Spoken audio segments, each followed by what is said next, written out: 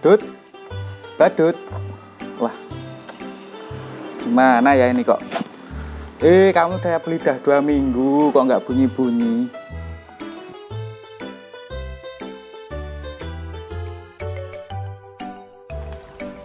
Za.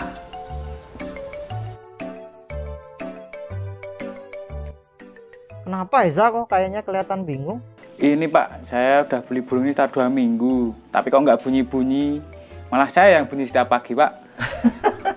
Lah dirimu tahu ndak ini jantan atau betina? Kalau kata penjualnya, ini jantan, Pak. Di UGM, kita bisa melakukan tes untuk menentukan jenis kelamin burung. Oh bisa? Oh gitu. Boleh deh Pak, besok saya tak ke sana biar jelas sekalian ini burung saya jantan atau betina. Iya.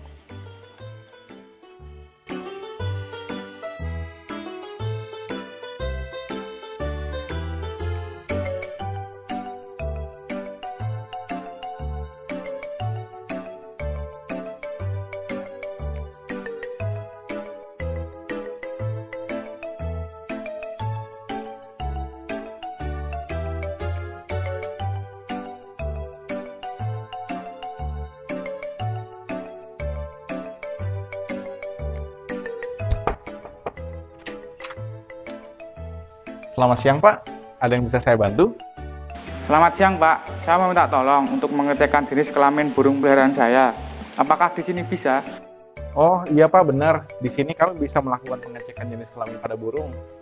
Mari, akan saya cekkan mengenai informasi hasil, akan saya informasikan ya Pak. Baik Pak, terima kasih. Baik Pak, sama-sama.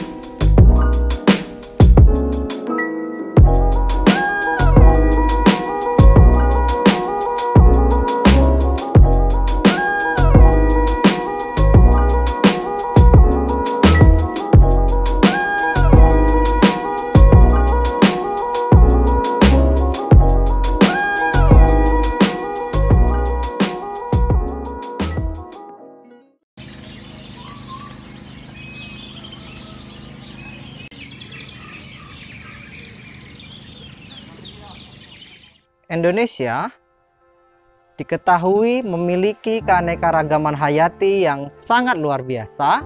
Salah satunya adalah berbagai jenis atau spesies burung kicauan. Jumlah peminat atau penghobi burung kicauan pada akhir-akhir ini sangat meningkat tajam. Namun, yang sering kali ditemui adalah masyarakat awam atau penghobi kicauan pemula salah dalam menentukan jenis kelamin burung. Nah, pada kali ini kita akan menemui beberapa narasumber untuk mengetahui metode apakah yang bisa digunakan dalam menentukan jenis kelamin burung. Mari kita simak.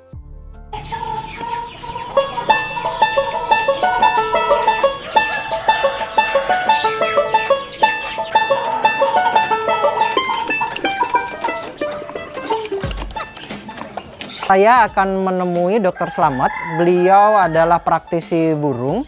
Kita akan bertanya mengapa masyarakat sering salah dalam menentukan jenis kelamin burung.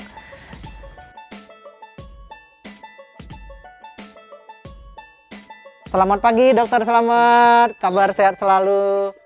Dokter, ini kita sering menemukan masyarakat yang salah atau bahkan tertipu dalam menentukan jenis kelamin burung. Kira-kira bisa dijelaskan Dok, bagaimana? Oke, baik dok, bentar saya tak buka dulu aja ini. Jadi benar sekali bahwa kami di dunia praktisi dokter hewan pun sering mendapatkan keluhan dari klien di mana dia membeli burung kemudian berubah jenis kelaminnya, yang sebetulnya bukan berubah tetapi salah atau keliru dalam melakukan seksing atau penentuan jenis kelamin. Perlu dipahami bahwa dalam dunia burung itu dikenal dua istilah, monomorfik dan dimorfik. Dimorfik adalah burung-burung yang dapat dibedakan jenis kelaminnya secara fisik atau secara visual. Jadi misalnya dengan melihat warna bulu hias, kemudian bentuk tubuh, kemudian juga suara atau kicauan. Sedangkan di kelompok monomorfik adalah burung-burung yang memiliki bentuk fisik, warna, tingkah laku, suara yang sama antara jantan dan betina. Nah, di salah satu contohnya misalnya burung lovebird seperti yang ada di belakang ini. Nah, ini kalau kita melihat burung ini, jantan dan betina itu terlihat sama persis. Bentuk, ukuran, warna juga tidak bisa digunakan untuk patokan, sehingga kadang sulit untuk memastikan jenis kelamin tanpa kita melakukan pemeriksaan fisik dengan lengkap. Namun demikian, kadang tidak selalu bisa dilakukan secara fisik. Nah, kemudian juga burung perkutut. Nah, burung perkutut ini bagi sebagian orang juga sulit untuk membedakan mana yang jantan, mana yang betina, karena warna sama.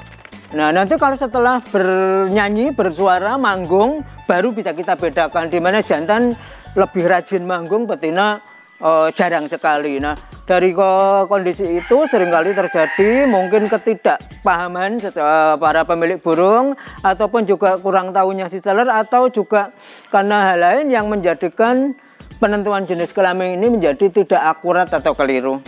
Oh begitu ya dok. Jadi kadang-kadang memang kita tidak bisa membedakan antara jantan dan betina. Nah, kira-kira metode apa dok yang biasanya sering digunakan, kemudian yang paling akurat? Betul sekali, ya. Jadi bahkan dalam penentuan jenis kelamin pada burung-burung yang dimorfik pun ini dibutuhkan pengalaman, jam terbang istilahnya ya, sehingga kadang hanya orang-orang yang berpengalaman puluhan tahun yang mampu melakukan identifikasi jenis kelamin secara visual ini dengan akurat. Nah, tentu saja bagi para pemula ini menjadi satu tantangan dan juga kendala bagaimana mengetahui jenis kelaminnya kalau kita ingin membeli burung-burung yang berusia muda. Nah, dengan berkembangnya teknologi di dunia kesehatan hewan, terutama untuk seksing pada burung-burung berusia muda saat ini dapat dilakukan dengan metode secara molekuler, salah satunya dengan DNA seksing, ya, yang teknologinya menggunakan teknik PCR. Nah, teknik ini memiliki tingkat akurasi yang sangat tinggi, sehingga ketika hasil uji PCR menunjukkan bahwa individu ini jantan, 99,9% akan tumbuh menjadi jantan. Yang hasilnya betina juga demikian. Sehingga sejak awal pemilik burung sudah yakin terhadap jenis kelamin burungnya. Teknik ini juga tidak terlalu mahal dan juga pelaksanaannya tidak terlalu sulit. Oh iya dok, berarti dengan teknik molecular sexing ini bisa mendeteksi atau menentukan jenis kelamin dengan lebih akurat ya dok ya. Iya, matur nuwun dokter, selamat, matur nuwun.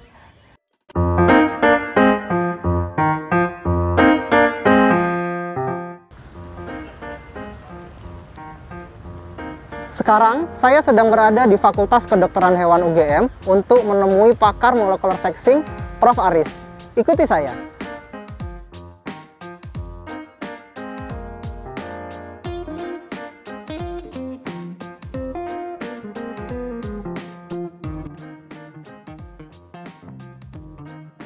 Selamat pagi, Prof. Aris. Kabar sehat selalu?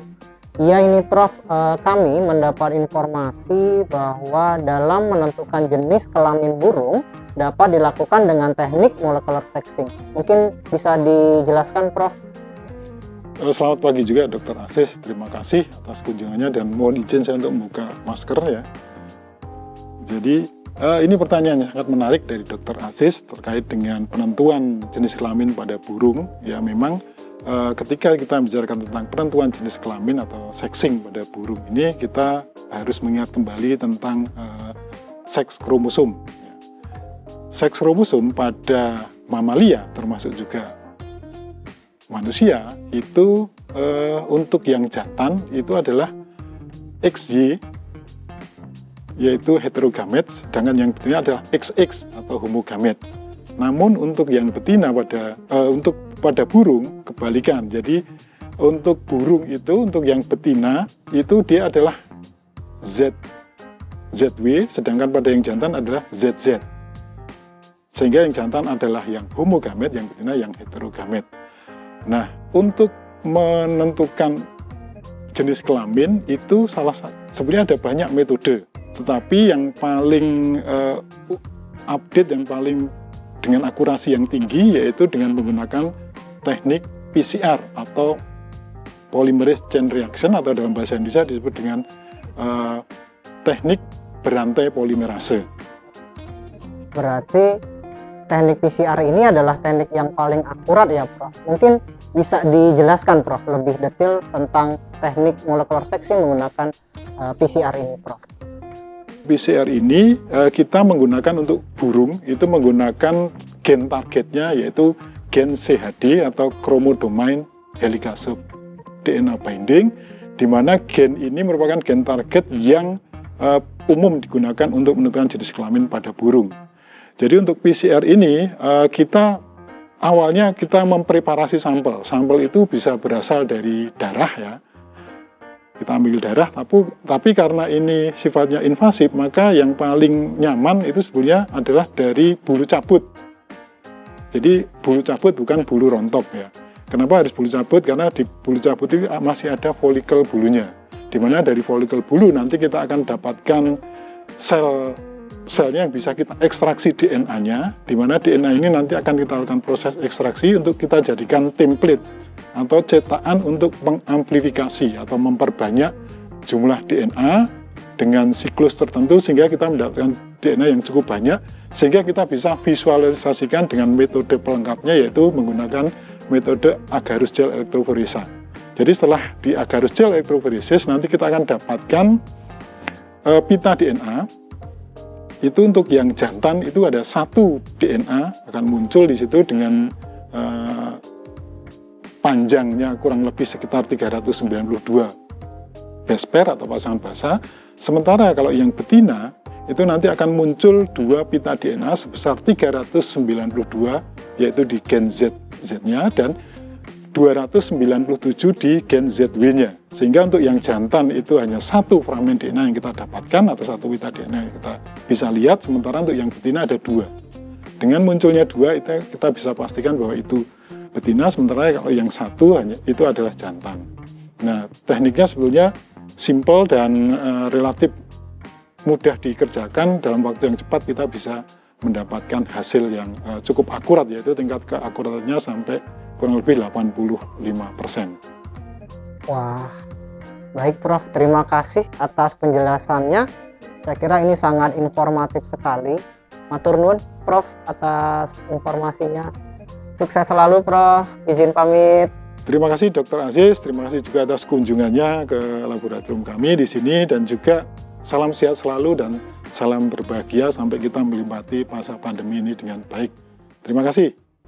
Kita telah mendengarkan ulasan dari beberapa narasumber atau pakar, dan diketahui bahwa teknik molecular sexing atau PCR dapat digunakan dalam menentukan jenis kelamin burung yang akurat. Metode ini dapat menjadi rujukan bagi masyarakat awam atau para penghobi burung yang masih ragu dalam menentukan jenis kelamin burungnya.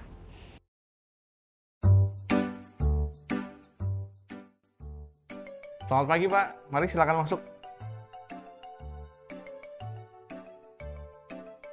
Baik Pak, dari hasil pengujian PCR dan juga elektroforensik DNA dari burung peliharaan Bapak menunjukkan terbentuknya dua pita. Dua pita tersebut berukuran 474 besper dan juga 319 besper.